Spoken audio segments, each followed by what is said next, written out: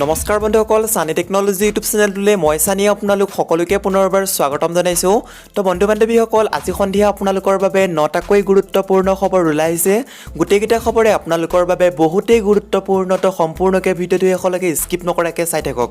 তো বন্ধু বান্ধৱীসকল, এতিয়ালৈকে যদি ভিডিঅ'টো লাইক কৰা নাই প্লিজ এটা লাইক কৰিব, ভিডিঅ'টো শ্বেয়াৰ কৰিব আপোনালোকৰ ফ্ৰেণ্ডসকলৰ মাজত, আৰু এতিয়ালৈকে যদি চেনেলটো ছাবস্ক্ৰাইব কৰা নাই প্লিজ ছাবস্ক্ৰাইব কৰি ছাইডত থকা যিটো বেল আইকন আছে প্ৰেছ কৰি অল অপশ্যনটো ক্লিক কৰিব। মই যেতিয়া আপোনালোকৰ বাবে এনেকুৱা ধৰণৰ ভিডিঅ'সমূহ দিম তেতিয়া আপোনালোকে সকলোকে ফাৰ্ষ্টত নটিফিকেশ্যনসমূহ পাই থাকিব। তো বন্ধু বান্ধৱীসকল, আহক ভিডিঅ'টো আৰম্ভ কৰোঁ। আজিৰ প্ৰথমটো খবৰে হৈছে এটা ডাঙৰ খবৰ, এটা গুৰুত্বপূৰ্ণ খবৰ। প্ৰধানমন্ত্ৰী নৰেন্দ্ৰ মোদীয়ে মুকলি কৰিলে পৃথিৱীৰ দীৰ্ঘতম সুৰংগ পথ অটল টাৰ্নেল। বিশ্বৰ আটাইতকৈ দীঘলীয়া ৰাষ্ট্ৰীয় ঘাইপথৰ সুৰংগ আজি প্ৰধানমন্ত্ৰী নৰেন্দ্ৰ মোদীয়ে আনুষ্ঠানিকভাৱে মুকলি কৰিলে। ৰোহটাঙত অটল টানেল নামেৰে নামাকৰণ কৰা 9.2 কিলোমিটাৰ দৈৰ্ঘ্যৰ এই সুৰংগ পথটো পুৱা 10 বজাত প্ৰধানমন্ত্ৰী নৰেন্দ্ৰ মোদীয়ে মুকলি কৰাৰ লগে লগে বিশ্বৰ ভিতৰতে এই সুৰংগ পথ দীঘলীয়া বুলি এক অভিলেখ সৃষ্টি হয়। এই সুৰংগ পথছোৱাই মানাসী আৰু লাহায়ুত স্পিতি উপত্যকাৰ মাজত সম্পৰ্ক স্থাপন কৰিব। উল্লেখ্য যে প্ৰচণ্ড তুষাৰপাতৰ বাবে এই দুয়োটা স্থানৰ মাজত বছৰটোৰ 6টা মাহ যোগাযোগ বিচ্ছিন্ন হৈ থাকে, কিন্তু এই সুৰংগ পথটো মুকলিৰ পিছত গোটেই বছৰটোতে পৰিবহণ ব্যৱস্থা সুচল হ'ব মানালী লাহৌল স্পিতিৰ মাজত। উল্লেখ্য যে হিমালয়ৰ 3000 মিটাৰ উচ্চতাত অত্যাধুনিক প্ৰযুক্তিৰ সমাহাৰেৰে নিৰ্মাণ কৰা হৈছে এই সুৰংগ পথছোৱা। সুৰংগ পথ মুকলি হ'লে মানালী আৰু লাহৌলৰ মাজত পথৰ দূৰত্ব 46 কিলোমিটাৰ হ্ৰাস কৰিব, অৰ্থাৎ অটল টাৰ্নেল হিমালয়ান অঞ্চলত পৰিবহণ ব্যৱস্থা সুচল কৰিব। 2 নম্বৰ খবৰটো হৈছে এটা ডাঙৰ খবৰ, এটা গুৰুত্বপূৰ্ণ খবৰ। ঘৰতে বহি ড্ৰাইভিং লাইচেন্স আৰু RC পুনৰ নৱীকৰণ কৰিব পাৰিব ড্ৰাইভিং লাইচেন্স ৰেজিষ্ট্ৰেশ্যন চাৰ্টিফিকেট। অতি ভাল খবৰ, এতিয়া ঘৰতেই ড্ৰাইভিং লাইচেন্স আৰু RCৰ পুনৰ নৱীকৰণ কৰিব পাৰিব। কৰোণা কালতেই ভাল ভাল খবৰসমূহে সকলোকে চমক দিছে। অত্যাধুনিক প্ৰযুক্তিবিদ্যাই মানুহক দিয়া ন উপহাৰৰ সীমা নাই। এতিয়া আপুনি ড্ৰাইভিং লাইচেন্স আৰু RC পুনৰ নৱীকৰণ কৰিবলৈ কলৈকো যাব নালাগে। আপুনি আপোনাৰ বহুমূলীয়া সময় ৰাহি কৰিব পাৰিব। IT মন্ত্ৰালয়ে জাননী প্ৰকাশ কৰা মতে আধাৰ কাৰ্ডৰ দ্বাৰাই ঘৰতে বহি অনলাইনতেই ড্ৰাইভিং লাইচেন্স আৰু ৰেজিষ্ট্ৰেশ্যন চাৰ্টিফিকেটৰ পুনৰ নৱীকৰণ কৰিব পাৰিব। আৰু লগতে ড্ৰাইভিং লাইচেন্স নথকা সকলৰ বাবে সুখবৰ, অৰ্থাৎ গুড নিউজ। এপ্লাই কৰিব পাৰিব আপোনালোকে প্ৰাপ্ত খবৰ অনুসৰি সমাজ কল্যাণ সংস্কাৰ আদিৰ কাৰণে, অৰ্থাৎ সুশানৰ হেতু আধাৰ অৰ্গেনাইজেশ্যনৰ আইনৰ পৰিসৰৰ ড্ৰাইভিং লাইচেন্স আৰু ৰেজিষ্ট্ৰেশ্যন চাৰ্টিফিকেটৰ কাৰণে অনলাইন সেৱা আনিবলৈ পৰিবহণ মন্ত্ৰালয়ে IT মন্ত্ৰালয়লৈ এখন পত্ৰও লিখিছিল। পিছে যুগৰ মুখত চোন ভুৱা ড্ৰাইভিং লাইচেন্স আৰু ৰেজিষ্ট্ৰেশ্যন চাৰ্টিফিকেটক নিয়ন্ত্ৰণ কৰিবলৈ আধাৰ কাৰ্ড ব্যৱহাৰ কৰা হ'ব। মুঠৰ ওপৰত আপুনি বাইকৰ তেল খৰচ নকৰাকৈ সময় ৰাহি কৰি ঘৰতেই ড্ৰাইভিং লাইচেন্স আৰু ৰেজিষ্ট্ৰেশ্যন চাৰ্টিফিকেটৰ পুনৰ নৱীকৰণ কাম কৰিব পাৰিব। এতিয়াৰে পৰা পুলিচে বাটত নৰখাই আপোনাৰ বাহন। নতুন নিয়ম গাড়ী চালকৰ বাবে সুখৰ খবৰ। মোদী চৰকাৰৰ কঠোৰ আইনে হাঁহি বিৰিঙাব গাড়ী চালক। আৰু আজিৰ 3 নম্বৰ খবৰটো হৈছে এটা ডাঙৰ খবৰ। ব্যক্তিগত খণ্ডলৈ বিদ্যুৎ বিতৰণ, অচিৰেই পুঁজিপতিৰ হাতলৈ অসম ৰাজ্যিক বিদ্যুৎ বিতৰণ কোম্পানী। সোমবাৰে সকলো শক্তি বিভাগৰ কাৰ্যালয়ত বিক্ষোভ প্ৰদৰ্শন কৰিব। পুঁজিপতিক গতাই দিবলৈ সাজু অসম ৰাজ্যিক বিদ্যুৎ বিতৰণ কোম্পানী। ব্যক্তিগতকৰণ প্ৰক্ৰিয়া আৰম্ভ কৰি আহ্বান কৰিছে নিবিদা। কেন্দ্ৰীয় চৰকাৰৰ সিদ্ধান্তক বিনা চৰ্তে পূৰ্ণ সমৰ্থন অসম চৰকাৰৰ। অসমৰ লগতে উত্তৰ প্ৰদেশৰো কেন্দ্ৰৰ তৎপৰতাক সহযোগিতা। বিদ্যুৎ বিতৰণক ব্যক্তিগতকৰণৰ বিৰোধিতা কেৰালা আৰু পঞ্জাৱৰ। কেন্দ্ৰীয় চৰকাৰৰ পদক্ষেপৰ বিৰোধিতা ৰাজ্য দুখনৰ। ধাৰাবাহিকভাৱে বিদ্যুৎ খণ্ডই লোকচানৰ সন্মুখীন হৈ আহিছে। লোকচানৰ গণনালৈ ব্যক্তিগতকৰণৰ সিদ্ধান্তক সমৰ্থন। বিদ্যুৎ আইন 2003ৰ সংশোধনৰ বাবে 2013তো চেষ্টা কৰিছিল চৰকাৰে। কৰ্মচাৰী আৰু গ্ৰাহকৰ প্ৰতিবাদৰ বাবে 3বাৰকৈ ব্যৰ্থ হয় সংশোধনত। কৰোনাৰ মাজতে 17 এপ্ৰিলত সংশোধিত খৰচা প্ৰকাশ শক্তি মন্ত্ৰালয়ৰ। এই সিদ্ধান্তৰ তীব্ৰ বিৰোধিতা coordination committee of electricity employees engineers and পেঞ্চনাৰ্ছৰ। চৰকাৰৰ সিদ্ধান্তৰ বিৰুদ্ধে ৰাজ্যজুৰি সাব্যস্ত কৰিব তীব্ৰ প্ৰতিবাদ। সোমবাৰে সকলো শক্তি বিভাগৰ কাৰ্যালয়ত বিক্ষোভ প্ৰদৰ্শন কৰিব। আৰু আজিৰ পাছৰটো খবৰে হৈছে এটা ডাঙৰ খবৰ, এটা গুৰুত্বপূৰ্ণ খবৰ। সম্পূৰ্ণ টিকট মূল্য ঘূৰাই পাব বিমান যাত্ৰীয়ে। বিমান বুক কৰিও যাত্ৰা কৰিব নোৱাৰা যাত্ৰীয়ে পাব টিকটৰ মূল্য। সম্পূৰ্ণ টিকট মূল্য ঘূৰাই পাব বিমান যাত্ৰীয়ে। বিমান বুক কৰিও যাত্ৰা কৰিব নোৱাৰা যাত্ৰীয়ে পাব টিকটৰ মূল্য। 25 মাৰ্চৰ পৰা 24 মে পৰ্যন্ত বুক কৰা টিকটৰ মূল্য ঘূৰাই দিব লাগিব উচ্চতম ন্যায়ালয়ৰ কঠোৰ নিৰ্দেশনা। লগতে লকডাউনৰ বাবে টিকট বুক কৰিও বহু যাত্ৰীয়ে যাত্ৰা কৰিব নোৱাৰিলে যাৰ বাবে এয়াৰলাইন্সবোৰে টিকটৰ সম্পূৰ্ণ মূল্য উভতাব লাগিব। আৰু আজিৰ পাছৰটো খবৰ হৈছে এটা ডাঙৰ খবৰ, এটা গুৰুত্বপূৰ্ণ খবৰ। গুৱাহাটীত যুৱ কংগ্ৰেছৰ উত্তাল প্ৰতিবাদস্থলীত গৌৰৱ গগৈয়ে ক'লে দুৰ্নীতিৰ কলা দাগ আঁতৰাবলৈ বিজেপিলৈ যায় সকলো নেতা। শনিবাৰে মানৱেন শৰ্মা কমপ্লেক্সত কংগ্ৰেছে সাব্যস্ত কৰে উত্তাল প্ৰতিবাদ। অসম প্ৰদেশ যুৱ কংগ্ৰেছৰ নেতৃত্বত হোৱা এই প্ৰতিবাদী কাৰ্যসূচীত অংশগ্ৰহণ কৰে প্ৰায় 400 শতাধিক কৰ্মীয়ে। প্ৰতিবাদত ভাগ লৈ সাংসদ গৌৰৱ গগৈ, কংগ্ৰেছ নেতা ৰকিবুল হুছেইন, ৰেকিবুদ্দিন আহমেদকে আদি কৰি বহু শীৰ্ষস্থায়ী নেতাই। প্ৰতিবাদস্থলীত ৰকিবুল হুছেইন শেহতীয়াকৈ সংঘটিত হোৱা অসম আৰক্ষী উপ পৰিদৰ্শক পদৰ নিযুক্তি কেলেংকাৰীৰ তদন্ত উচ্চ ন্যায়ালয়ৰ দণ্ডাধীশৰ জৰিয়তে কৰোৱাৰ দাবী কৰে। কেলেংকাৰীত মুখ্যমন্ত্ৰীৰ কাৰ্যালয় জড়িত থকাৰো সন্দেহ প্ৰকাশ কৰে প্ৰাক্তন মন্ত্ৰীজনে। সেইদৰে নিযুক্তি কেলেংকাৰীত মুখ্যমন্ত্ৰী সৰ্বানন্দ সোণোৱাল জড়িত থকাৰো অভিযোগ উত্থাপিত কৰে সাংসদ গৌৰৱ গগৈয়ে। সাংসদ গৌৰৱ গগৈৰ মতে বিজেপি দলত দুৰ্নীতিগ্ৰস্ত নেতাকৰ্মীয়ে যোগদান কৰে। দুৰ্নীতিৰ কলা দাগ আঁতৰাবলৈ বিজেপিলৈ যায় সকলো নেতা। লুই বাজাৰ কেলেংকাৰীত জড়িত গৰাকীৰ যোগদানেই এই কথা প্ৰমাণ কৰে। এফালে ৰাজ্যত SI কেলেংকাৰীৰ লগতে জনসংযোগত সংঘটিত হোৱা নিযুক্তি কেলেংকাৰীৰো তদন্ত ঘোষণা কৰিবলৈ দাবী কৰে যুৱ কংগ্ৰেছে। আৰু আজিৰ পাছৰ খবৰটো হৈছে এটা ব্ৰেকিং নিউজ। কৃষক বিদ্ৰোহৰ পাছত মোদী চৰকাৰৰ ব্যক্তিগতকৰণৰ বিৰুদ্ধে ভাৰত বন্ধৰ আহ্বান শ্ৰমিক সংগঠনৰ। কেন্দ্ৰৰ বিজেপি চৰকাৰৰ ব্যক্তিগতকৰণৰ নীতিৰ বিৰুদ্ধে কৃষক বিদ্ৰোহৰ পাছত এইবাৰ ভাৰত বন্ধৰ আহ্বান দিছে দেশৰ শ্ৰমিক সংগঠনসমূহে। অহা 26 নৱেম্বৰ দেশজোৰা ধৰ্মঘটৰ আহ্বান দিছে দেশৰ 10টা শ্ৰমিক সংগঠনে। নতুন দিল্লীত অনুষ্ঠিত সংগঠনসমূহৰ ৰাষ্ট্ৰীয় অভিৱৰ্তন এই সিদ্ধান্ত গ্ৰহণ কৰা হয়। তদুপৰি কৰোনা পৰিস্থিতি মোকাবিলা কৰাৰ ক্ষেত্ৰত চৰকাৰৰ ভুল সিদ্ধান্তৰো প্ৰতিবাদ কৰা হয়। আনহাতে আয়কৰ সীমাৰ বাহিৰত থকা পৰিয়ালক প্ৰতিমাহে 7,500 টকা আৰু প্ৰতিজন সদস্যলৈ 10 কেজি খাদ্য সামগ্ৰী, গ্ৰাম্য নিয়োগ নিশ্চিতকৰণৰ আঁচনিত 200 দিনৰ কাম দিয়াকে ধৰি 5টা দাবী উত্থাপন কৰা হয়। ভাৰত বন্ধৰ আহ্বান দিয়া সংগঠনসমূহৰ ভিতৰত আছে INTUC, CITU, AITUC, সেবা SMS, TUCC, UTUC, AICCTUE, LPF সহ কেন্দ্ৰীয় ট্ৰেড ইউনিয়নসমূহে কেন্দ্ৰৰ ND চৰকাৰৰ ৰাষ্ট্ৰীয় সম্পত্তি ব্যক্তিগতকৰণত তৎপৰ হৈ পৰা বুলি অভিযোগ তুলিছে শ্ৰমিক সংগঠনসমূহে। কেন্দ্ৰৰ এনে সিদ্ধান্তই লাখ লাখ শ্ৰমিক তথা সাধাৰণ লোকৰ জীৱনলৈ চৰম নিশ্চয়তা কঢ়িয়াই অনাৰ অভিযোগ তুলি সংগঠনসমূহে ইয়াৰ প্ৰতিবাদত ৰাষ্ট্ৰজোৰা ধৰ্মঘটৰ আহ্বান দিছে। বিগত মাহত নতুন কৃষি আইনৰ বিৰুদ্ধে আৰম্ভ হোৱা কৃষকৰ প্ৰবল প্ৰতিবাদৰ প্ৰভাৱ এতিয়াও অব্যাহত আছে। নতুন কৃষি আইনৰ বিৰোধিতা কৰিয়েই NDLৰ আটাইতকৈ পুৰণি মিত্ৰজোঁট শিৰোমণি আকালি দলে NDA ত্যাগ কৰিছে। পাছৰটো খবৰ হৈছে এটা ডাঙৰ খবৰ, এটা গুৰুত্বপূৰ্ণ খবৰ। বুদ্ধিজীৱী ৰাজনীতিক এতিয়া একে শাৰীতে ডক্টৰ হিমন্ত বিশ্ব শৰ্মা। নতুনকৈ ৰাজনীতিলৈ অহাসকলক মই আদৰণি জনাইছোঁ।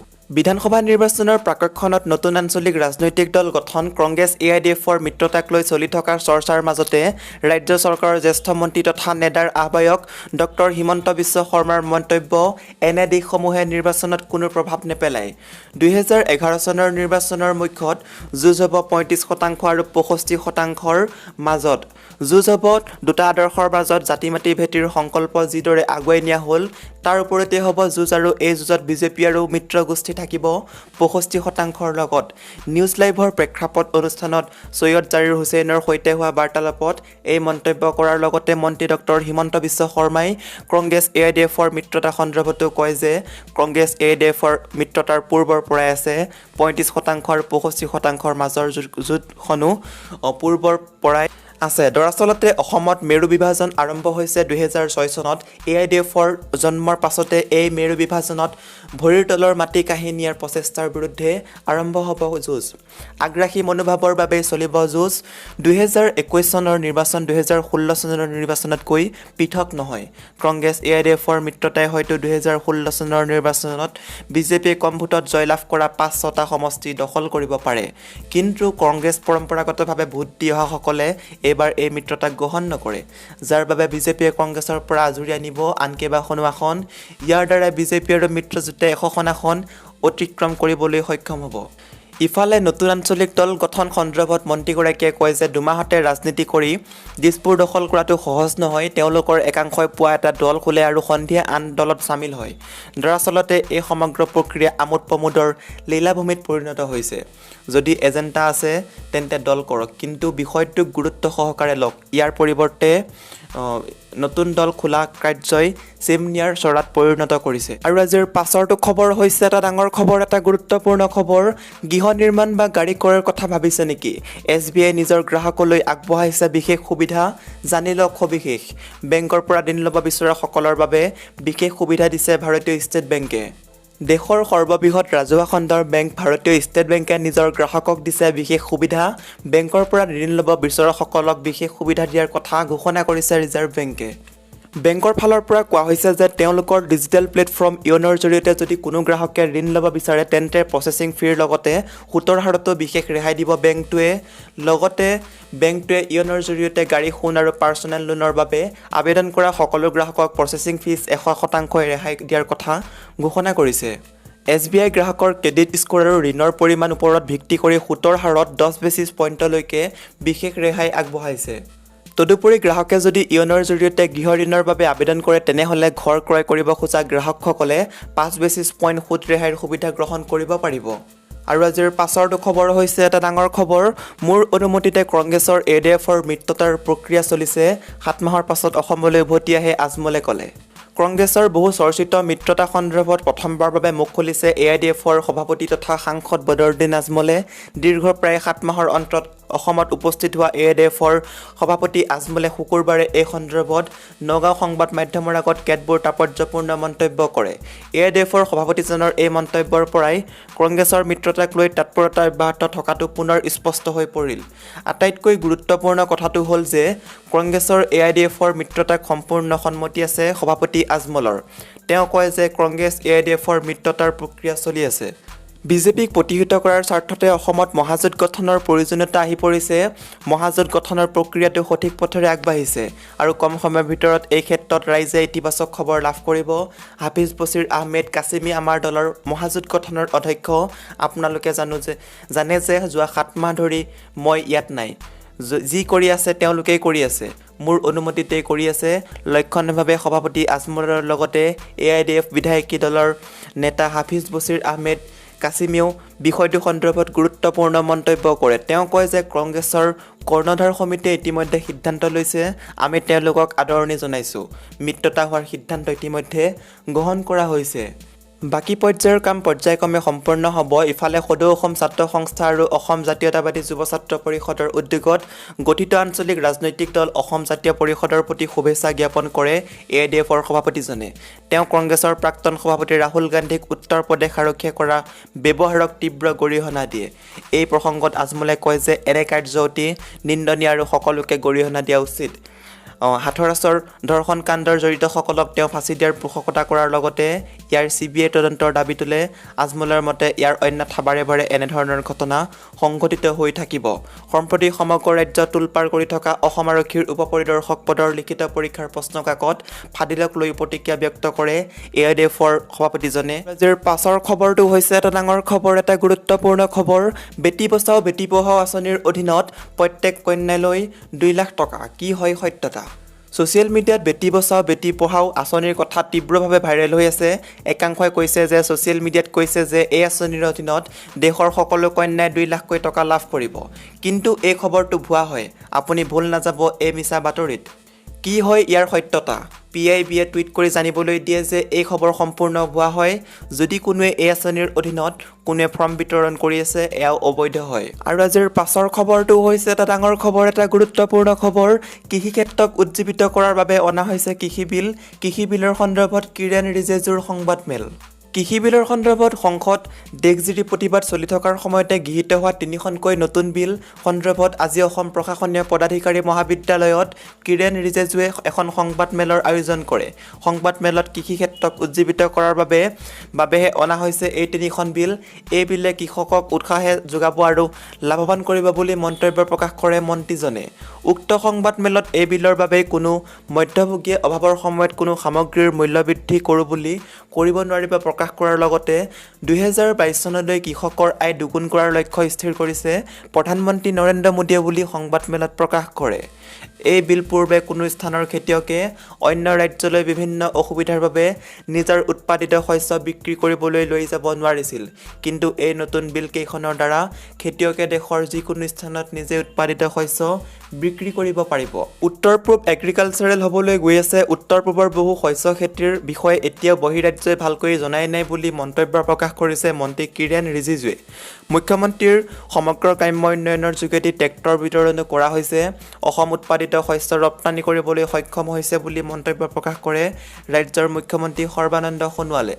তাৰোপৰি এই কথা জানিবলৈ দিয়ে যে পূৰ্বে কোনো স্থানৰ খেতিয়কে অন্য ৰাজ্যলৈ নিজৰ উৎপাদিত শস্য বিক্ৰী কৰিবলৈ লৈ যাব নোৱাৰিছিল বিভিন্ন অসুবিধাৰ বাবে। কিন্তু এই নতুন বিল কেইখনৰ দ্বাৰা খেতিয়কে দেশৰ যিকোনো স্থানত নিজে উৎপাদিত শস্য কোনো মধ্যভোগীৰ সহায় নোলোৱাকৈ বিক্ৰী কৰিব পাৰিব। উল্লেখ্য যে এতিয়ালৈকে ৰাজ্যৰ 10 লাখ কৃষকক সাহায্য দিছোঁ আৰু 37 লাখ কৃষকক ভৱিষ্যতে উপকৃত কৰাৰ পৰিকল্পনা হাতত ৰাখিব বুলি প্ৰকাশ কৰে ৰাজ্যৰ মুখ্যমন্ত্ৰীয়ে। লগতে ৰাজ্যসমূহৰ কৃষকে যাতে নিজৰ উৎপাদিত সামগ্ৰী বহিৰাজ্যলৈ বিক্ৰী কৰিবলৈ নিব পাৰে তাৰ বাবে কিষাণ ৰেলৰ ব্যৱস্থা কৰা হৈছে আৰু চৰকাৰৰ ফালৰ পৰা কৃষকসকলক 50% ৰাজসাহায্য প্ৰদান কৰাৰ চিন্তা চৰ্চা কৰি থকা হৈছে বুলি সংবাদমেলত প্ৰকাশ কৰে। তো বন্ধু বান্ধৱীসকল, আজিৰ এই ভিডিঅ'টোৰ মাধ্যমেৰে আপোনালোকক বহুকেইটা গুৰুত্বপূৰ্ণ খবৰ দিব চেষ্টা কৰিলোঁ। যদি খবৰকেইটা শুনি ভাল লাগিছে লাইক কৰিব, শ্বেয়াৰ কৰিব, চেনেলটো ছাবস্ক্ৰাইব কৰি ছাইডত থকা যিটো বেল আইকন আছে প্ৰেছ কৰি অল অপশ্যনটো ক্লিক কৰিব একেবাৰে নাপাহৰিব এনেকুৱা ধৰণৰ ৰেগুলাৰ খবৰসমূহ পাই থাকিবলৈ। তো বন্ধু বান্ধৱীসকল, আজিলৈ বাই বাই। আকৌ নেক্সট ভিডিঅ'ত লগ পাম। জয় আই অসম।